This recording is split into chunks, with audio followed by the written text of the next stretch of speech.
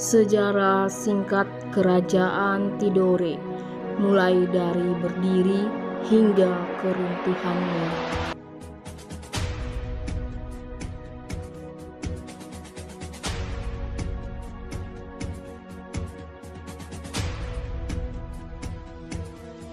Kerajaan Tidore merupakan salah satu kerajaan besar yang berada di Maluku karena posisi yang sangat strategis dalam dunia perdagangan pada masanya. Sejak didirikan pada tahun 1081 Masehi, letak Kerajaan Tidore tercatat beberapa kali mengalami pemindahan ibu kota. Letak ibu kota yang terakhir adalah di Limau Timore, yang kemudian berganti nama menjadi Sao Sio hingga saat ini. Dalam catatan sejarah, Kerajaan Tidore dipimpin oleh raja pertama sekaligus pendiri yang bernama Sajati atau Muhammad Nakil, yang merupakan saudara Mashur Malomo, raja pertama Kerajaan Ternate. Seiring berjalannya Kerajaan Tidore, agama Islam mulai masuk ke Kerajaan Tidore pada tahun 1495 yang dipimpin oleh Sultan Jamaluddin. Dengan masuknya agama Islam tersebut, Kerajaan Tidore pun berubah menjadi kesultanan atau kerajaan bercorak Islam. Pada tahun 1512 sampai 1526 Masehi, Kesultanan Tidore dipimpin oleh Sultan Al-Mansur. Dalam Kesultanan Al-Mansur ini, pengaruh asing mulai masuk ke Maluku Utara. Selanjutnya, pada tahun 1521, Sultan Mansur menerima Spanyol sebagai sekutu untuk mengimbangi kekuatan Kesultanan Ternate, pesaingannya yang bersekutu dengan Portugis. Pada periode ini, Kerajaan Tidore berhasil mengembangkan kekuasaan, terutama ke wilayah selatan Pulau Halmahera dan kawasan Papua bagian barat. Persaingan antara Ternate Portugis melawan Tidore Spanyol kemudian berakhir setelah dilakukan perjanjian Saragossa pada tahun 1529 Masehi.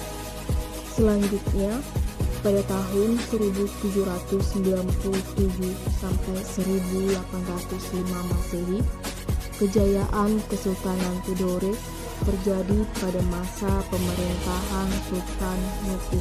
Sultan Nuku bahkan dapat menyatukan Ternate dan Tidore untuk bersama-sama melawan Belanda yang dibantu Inggris. Gebrakan yang dilakukan Sultan Nuku berhasil menolak penguasaan VOC terhadap wilayahnya dan tetap menjadi daerah merdeka hingga akhir abad ke-18. Di bawah kekuasaannya, Kerajaan Tidore menjadi sangat besar dan disegani di seluruh kawasan itu, termasuk oleh kolonial Eropa. Kerajaan Tidore berhasil menguasai sebagian besar Pulau Halmahera, Pulau Buru, Pulau Seram, dan pulau-pulau di pesisir Papua bagian barat.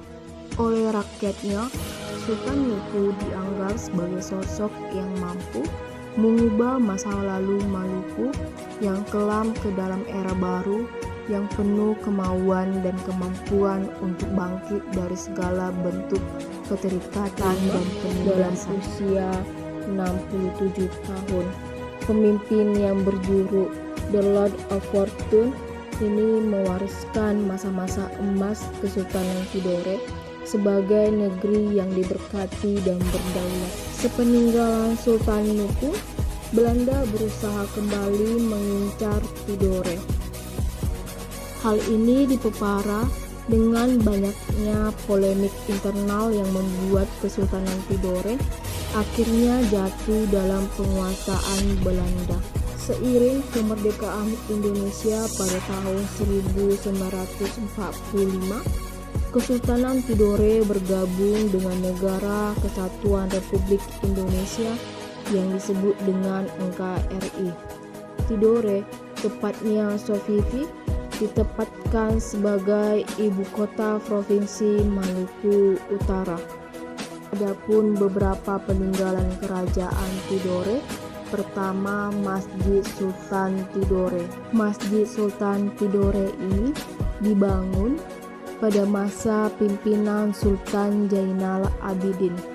Masjid Sultan Tidore yang unik dan megah ini bahkan menandakan adanya pengaruh Islam yang telah masuk ke wilayah Maluku. Selanjutnya ada Benteng Tore dan Tahalu.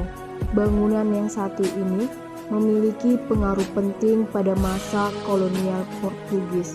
Benteng Tore dan Tahalu yang terletak di dekat Istana Kie atau Kodete Kie sempat digunakan Portugis untuk melawan Belanda.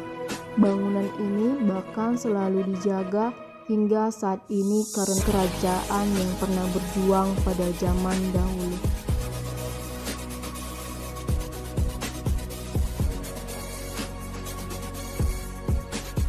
Saya Sipriana Asia Loho, jurusan Pendidikan Sejarah Universitas Negeri Padang, mengucapkan terima kasih.